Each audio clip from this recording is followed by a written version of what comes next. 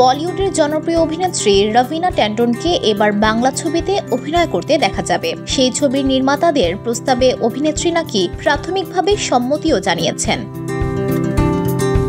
এর আগে 2010 সালে মুক্তি পায় রাজা সেন পরিচালিত ল্যাবরেটরি ছবিটি। এ ছবিতে গুরুত্বপূর্ণ চরিত্রে অভিনয় করেছিলেন রবিনা ট্যান্ডন। দীর্ঘ বিরতির পর বাংলা ছবিতে প্রত্যাবর্তন করতে পারেন অভিনেত্রী। তবে কোন ছবিতে দেখা যাবে তাকে জানালেন পরিচালক। এই মুহূর্তে বানসারা ছবিটির শুটিংয়ে ব্যস্ত পরিচালক আতিউল ইসলাম। গল্পে পুরুলিয়ার প্রেক্ষাপটে মাফিয়া ও পুলিশের টক্কর। তারই মধ্যে রয়েছে অলৌকিক কিছু ঘটনা। ছবিতে মুখ্য চরিত্রে অভিনয় করেছেন বনি সেনগুপ্ত ও অপরাজিতা আঢ্য।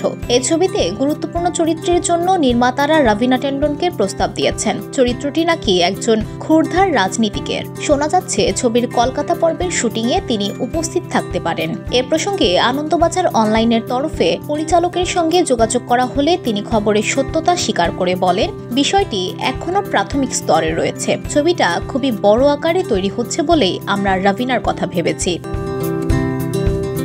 আতিউল ইসলাম বলেন, রবিনা ট্যান্ডনের সঙ্গে তিনি ইতোমধ্যে যোগাযোগ করেছেন। ভিডিও কলে এ ছবি নিয়ে দুপক্ষের আলোচনাও হয়েছে। তিনি বলেন, চিত্রনাট্য ওর পছন্দ হয়েছে, তবে এখনো চূড়ান্ত সিদ্ধান্ত জানাননি। তিনি রাজি হলে কলকাতায় শুটিংয়ে যোগ দেবেন। এদিকে পুরুলিয়ায় বানসারার আউটডোর শেষ হয়েছে। এবার কলকাতা ও ঝাড়খণ্ডে শুটিং সারবেন পরিচালক। ফেব্রুয়ারির শেষে কলকাতা অংশের শুটিং শুরু হওয়ার কথা রয়েছে। এখন এই ছবির মাধ্যমে শেষ পর্যন্ত রুবিনা বাংলা ছবিতে ফিরে আসবেন কিনা তা সময় বলে দেবে।